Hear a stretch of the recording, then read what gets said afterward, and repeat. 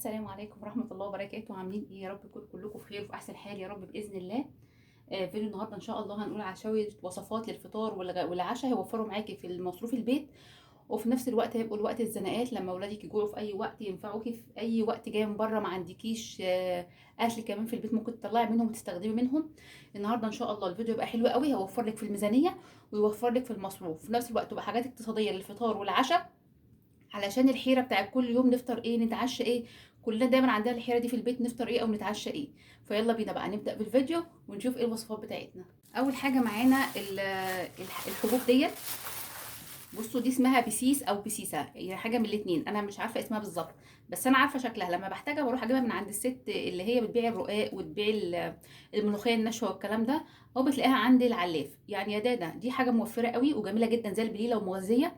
ده الكيلو 15 جنيه. فلما تجيبي لك نص كيلو ما شاء الله بيقعد معاكي كتير قوي. يعني انا كنت جايبه نص كيلو ما شاء الله قاعد معايا شويه حلوين، هتاكلي منه واولادك حاجات مفيده وفي نفس الوقت تبقى حاجات اقتصاديه. فهو شعارنا دايما ايه؟ التوفير، ان احنا عايزين ناكل حاجات كويسه وفي نفس الوقت تكون اقتصاديه على قد ايدينا. فالبيسه دي هتجيبيها وتعمليها معامله البليله. انا عاملاها فيديو كامل على القناه لو انت حابه ترجعي له وتشوفي طريقتها. تاني حاجه معايا، يبقى كده قلنا اول حاجه. تاني حاجه ان انا محتاجاكي تجيبي علب من دي او علب ثلاجه عاديه لو انت عندك. لو انت عندك علب ثلاجه تمام، ما عندكيش هاتي كام علبه من دي كده، هي رخيصه عند مستلزمات اللي هي بتاعه المناديل والكلام دوت. هتلاقيه عند الراجل بتاع حاجات المناديل والاوراق اللي هي يعني ايه الحاجات اللي بنستخدمها في المطبخ بتاع الورقيات. هاتي لك علبتين 3 من ديت هينفعوكي قوي. عايزه تجيبي الحجم الصغير ده ماشي، عايزه تجيبي الحجم الكبير اكبر من دي تمام براحتك، بس ايه خلي عندك كام علبه كده اهوت. لو عندك علب تلاجة يبقى زي الفل. هنحتاجهم في ايه ربع العلب ديت؟ بصي يا حبيبه قلبي، هنعمل كذا حاجه كذا وصفه وهنحطها في العلب دي ونحتفظ بيها في التلاجة، علشان وقت ما تحتاجي افطار او عشاء او ولادك يجوعوا تروحي مطلعه من العلبه دي وايه ومطلعه منها ومحضره في اطباق، هتبقى جاهزه على الاكل على طول.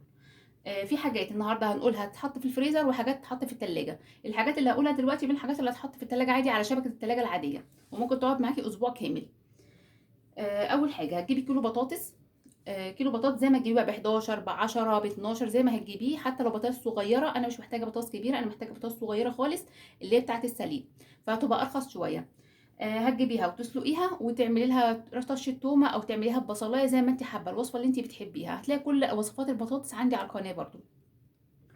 حابه تعمليها بطاطس بالثوم او بطاطس بالبصل او تعمليها سلطه بطاطس، وتحطيها في علبه بلاستيك، وتبداي ان انت علبه بلاستيك من دول او علب ثلاجه، وتبداي ان انت تسحبي منها بالمعلقه تقعد معاكي على مدار الاسبوع اسبوع كامل. او تعملي منها سندوتشات او تحطي في اطباق زي ما انت حابه. تاني حاجه معايا ان انت ممكن تجيبي ربع كيلو جبنه قديمه من اي ست كده حلوه فلاحه كده، حاجتها حلوه ونظيفه وانت ضمناها، او لو انت عامله عندك في البيت برطمان ماشي يبقى تمام زي الفل. هتجيبي لك ربع كيلو بس. وتبداي ان انت تبقي عامله طحينه في البيت، وتبداي ان انت تتبليه توضبيه كده بالطحينه، تحطي عليه كام معلقه طحينه وتحطي عليه شويه زيت حلوين كده اهوت، وتبداي ان انت تحطيه في العلبه ديت زي ما قلنا كده اهوت، تحتفظي بيه في العلبه برده، وتبداي ان انت تحطيه في التلاجة على شبكه التلاجة. ولما تحتاجي منه تطلعي هتروحي مقطعه شويه طماطم وشويه فلفل. ما انصحكيش ان انت تحطي عليها طماطم وفلفل وتركنيها في التلاجة، بص طعم الطماطم مش هيبقى احلى حاجه، وممكن لا قدر الله تبوظ منك، فخساره احنا بدل ما هنوفر كده يبقى ايه هنصرف. فخليها جاهزه على انك تحطي عليها الطماطم والفلفل، وتطلعي منها بمعلقه ناشفه ونضيفه، وما تبقاش في مكان اي اكل تاني وما تبقاش مبلوله، علشان الحاجه بتاعتك تفضل نضيفه وتقعد معاكي اكتر كمان من اسبوع، ممكن تقعد معاكي كمان 10 ايام. طول ما انت محافظه على الحاجه وبتتعاملي معاها معامله كويسه الحاجه هتقعد معاكي. فممكن تعملي زي ما قلنا.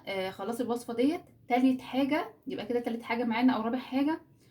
هنعمل علبه برضو من العلب اللي قلنا عليها دي بابا غنوج. هتجيبي لك كيلو ونص بتنجان مثلا ب 10 جنيه، او تجيبي لك كيلو 2 كيلو من ابو خمسه هتجيبهم بال10. المهم تجيبي لك كام بتنجانيه حلوين كده اهوت، وتبداي ان انت تشويهم وتوضبيهم على اساس ان هم وجبه بابا غنوج. عايزه اقول لكم البتنجان فيه كميه فوائد مش قادره اوصفها لكم. يبقى انت كده غذيتي ولادك اكلتيهم حاجات مفيده، وفي نفس الوقت وفرتي عملتي يعني ايه الحاجتين اللي انت عايزه تعمليهم، وفرتي وغذيتي الولاد، وحاجات جاهزه عندك تحت ايديكي. هتوضبيهم بقى بالطحينه والتوابل، ولو عندك معلقه هريسه حطي عليهم. المهم هتوضبي علبه بابا غنوج وتحطيها برده ايه على رف التلاجة. ممكن نعمل ايه تاني؟ ممكن نعمل علبه فول بقوطه فول بطماطم يعني. تعملي تتبيله تومه وطماطم، وقرنين فلفل سبايسي او بارد زي ما انت حابه، وتبداي ان انت تحطي عليهم الطماطم، تحطي عليهم الفول اللي انت يعني ايه تكوني مدمساه في البيت، وتعملي لك علبه حلوه كده فول بطماطم، وتبداي ان انت تسحبي منها تبقى جاهزه على طول. ولادك مش بيحبوا الفول بالطماطم او فول بقوطه يعني، ممكن توضبيه بالطحينه والزيت الحار والكلام ده كله والملح والفلفل والكمون وشويه ليمون، هيبقى معاكي طبق حلو قوي. عايزه اقول لكم الزيت الحار ده حلو قوي، من الزيوت الجميله جدا اللي انا بحبها قوي مع الفول. ممكن تعملي ايه تاني؟ ممكن تعملي علبه مسقعه بالطماطم والثوم والخل، هتبقى فظيعه، هتقلب البيت كله. بيتهيألي ممكن يسيبوا كل العلب دي وياكلوا المسقعه. وتعملي علبه كده صغننه كده اهو. بصي كل ما كانت الحاجات صغيره، العلب صغيره، كل ما تحسي الحاجه بتخلص كده وتبقى في اقبال عليها. لكن لما بتعملي حاجات كبيره بتحسي ان انت ايه الحاجه قاعده زي ما هي مش بتتحرك، بتحسي ان محدش بياكل. لكن الحاجات الصغننه دي بتلاقي ده عايز وده عايز، فتبص تلاقي ما شاء الله الحاجه خلصت، فبألف هنا وشفا. فكده لما تعملي لك يعني 5 علب من دول وتحطيهم في التلاجة هيبقوا زي الفل. حابه تعمليهم كلهم وتحطيهم في التلاجة وتطلعي من كل حاجه يعني من كل صنف معلقتين، تمام. حابه ان انت تعملي لك صنفين 3 بس كده وتحطيهم على رف التلاجة، برضو براحتك حسب ميزانيتك وحسب ما ولادك بيحبوا. يعني لو انت عملتي دول كده مع بعض، دول كلهم مع بعض ما شاء الله يعني هيغنوكي طول الاسبوع او 10 ايام، ان انت ما تعمليش حاجه خالص ولا الفطار ولا العشاء. فكده انت ريحتي دماغك من المصاريف وريحتي دماغك من وقفه المطبخ. شوفوا بقى الفطار والعشاء ده بنصرف فيه كام. انت لو رحتي بس جبتي شويه فول وشويه طعميه من عند من عند المطعم لاربع افراد مثلا، مش اقل من 50 جنيه فول وطعميه. لكن لما تعملي الحاجات دي في البيت ما شاء الله هتبقى تحت ايدك. ولادك هم نفسهم هيطلعوا، لو انت مش موجوده في البيت هم هيطلعوا وانت فاهماهم يتعاملوا زي مع العلب، هم هيطلعوا لنفسهم يعملوا سندوتشات، يعملوا في اطباق صغيره. فالموضوع هيبقى سهل قوي بالنسبه لك، مش هيبقى فيه اي تعب يعني. في بقى عندنا اهم حاجه وهي الحاجه الاساسيه، ان احنا لازم يبقى عندنا فول وطماطم، وطعميه في البيت. لازم يبقى عندك شويه عجه طعميه، تعملي عجينه طعميه، معلش اسفه، عجينه طعميه في اكياس كده وتحطيها في الفريزر، وكم كيس فول تقومي مدبساه وحاطاه في الفريزر. ده بصوا ده اساس البيت.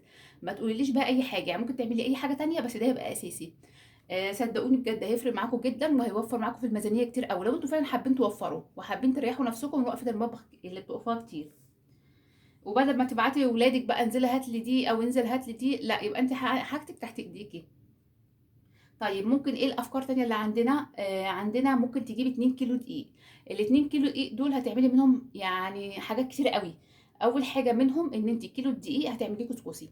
بيتهيألي كلنا بنحب الكسكسي سواء كبار او صغيرين، انا عن نفسي من الناس اللي بحب الكسكسي جدا. كيلو الدقيق دوت هيعمل لك 2 كيلو كسكسي، يعني الكيلو بيبقى اضربيه في 2 على طول. لو عملت 2 كيلو هيبقى يطلع لك 4 كيلو. فهو ما شاء الله بيرمي معاكي كتير قوي، وفي نفس الوقت بيبقى فيه بركه في البيت كده، وفي حاجات كده في البيت انت مفرزاها وبيتك يبقى مستور. فهتعملي كيلو دقيق واحد بس وهيطلع لك 2 كيلو كسكسي. وابداي بعد كده احطيه في اكياس صغيره او في علب زي ما انت حابه، وخليه على قد الوجبه، بحيث تطلعي ايه على قد ما ولادك هياكلوا. انت عارفه ولادك بطاقتهم قد ايه. وتبداي ان انت بقى ايه تسخنيه تدفيه كده اهوت على البوتاجاز على نار هاديه، وتتبليه وتحطي له معلش انا اسفه اقول تبليه. وتبداي تحطي له شويه سكر مطحون اللي هو البودر دوت. وحابه تحطي لبن براحتك، مش حابه براحتك خالص. ويبقى عندك كده حاجه برضو للفطار وللعشاء. وعلى فكره سعره غالي جدا بره، مش رخيص. وكيلو الدقيق هتجيبيه ب 20 جنيه، على فكره الدقيق رخص. انا كنت سائله عليه عند الراجل اللي بجيب منه، قال لي الكيلو ب 20 جنيه.